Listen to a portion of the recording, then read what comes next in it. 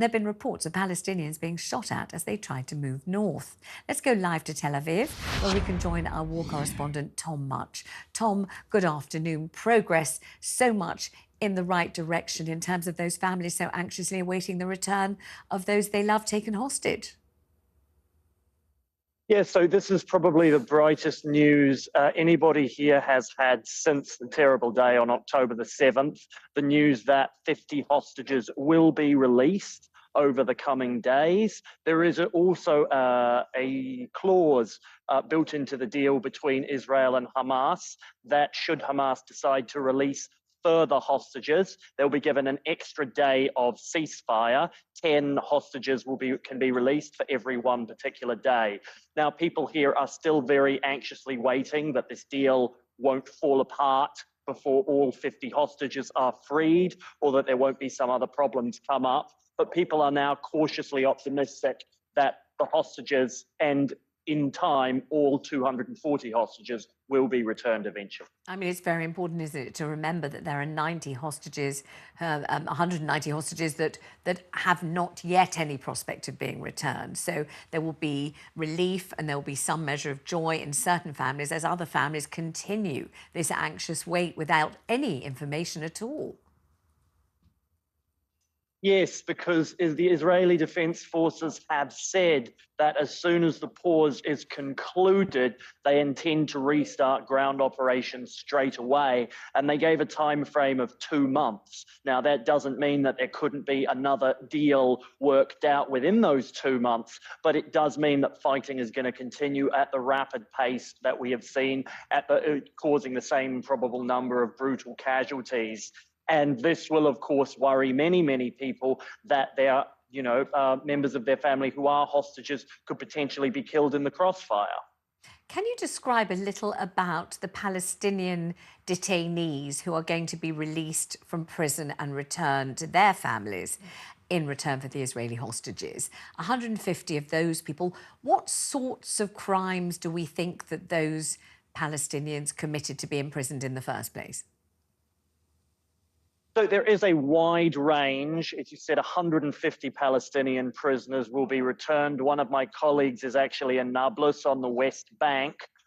Their son was arrested apparently for having contacts with Hamas. He denied that. And there are a lot of issues over the Israeli military justice system in the West Bank.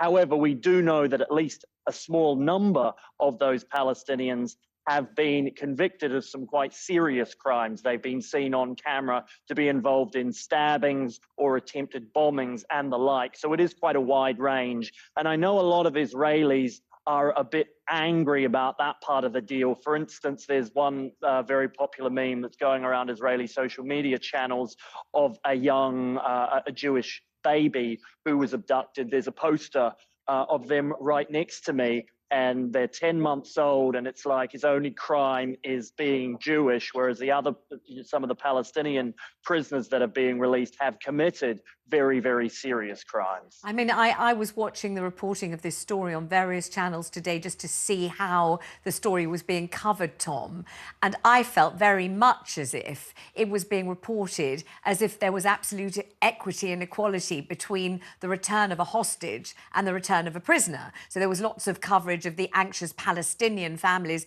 waiting to have their prisoner relatives and beloveds returned, as if it were pretty much exactly the same thing. And it probably is quite important to point out it's a very different matter, isn't it? Well, yes. So if this was, for instance, a prisoner exchange, a legal prisoner of war exchange, that would be a different thing. That would be combatants being exchanged for combatants. But here, it is almost entirely innocent Israelis, women and children being exchanged for Palestinians who, in many cases, are not innocent and have been, there is conclusive proof that they've committed serious crimes. So as this deal goes on, if these deals are repeated in future, there may be growing anger from parts of Israeli society that there is the potential that some of those Palestinian prisoners that are released could go on to reoffend or cause another greater security threat to Israel in the future. Yes. We've heard a great deal about the precautions and the measures and the discussions about how the Israeli hostages should be treated on their return. Some of them, obviously because they were abducted on October the 7th, don't know what happened in Israel to others on that day. Some of them have lost very, very close family members and won't know it. And some children, we hear, will be returning to Israel as orphans. So they will have lost their parents and they won't know it. So there's a great deal of tragedy to be faced among the celebration of the return, and a great deal of very, very careful handling to be put into place.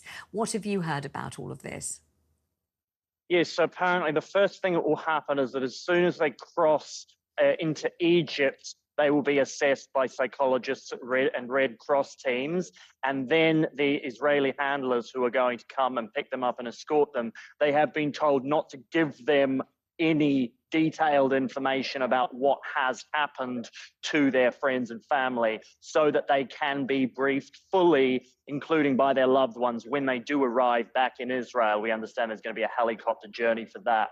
But yes, it could be some really, really tragic moments for those who have been waiting for nearly 50 days to know what happened to their families while they've been in captivity and being given the awful news that they might never see them again. I mean, one of the things we've heard, which is so unbelievably sad, is that among those waiting to welcome the hostages back, especially the little ones, are foster agencies, Israeli foster agencies, and the Israeli care system, because some of them will be returning as orphans. We've also heard, Tom, that those welcoming them have been told, don't reach out your arms to them. Although you may want to hug them, it may feel like the right thing to do. Wait very, very carefully to see whether they want any kind of physical contact, even babies, even little ones, before you embrace them. Be very, very careful and sensitive about that. We've also heard that those welcoming them hostages of all ages have been told, you know, keep eye contact, but very, very gently, because nobody knows. We've just heard, actually, I've just had breaking news as I'm talking to you, Tom, that 24 hostages have been released. So that's 10 or 11 more than we were expecting. So that has to be good news in another 10 or 11 families. As far as I was aware, would that not potentially be including the 12 Thai hostages that are also to be released? I'm not entirely sure. This is news to me as well. I mean, it would be great news indeed, and it is, of course, great news for the families in Thailand if that is indeed the case. But what I think people are really, really waiting for is one of the unknowns here, which is whether Hamas will take the opportunity to release more of the hostages that they kidnapped in exchange for extra days of ceasefire, because that really would be a win all around, and not just for people in Israel, but also for the people in Gaza, who would have more opportunity to get large deliveries of humanitarian aid in. It could potentially help ease the humanitarian crisis here. So really, a lot of the onus is on Hamas as to whether they do want to take this humanitarian gesture that's come their way.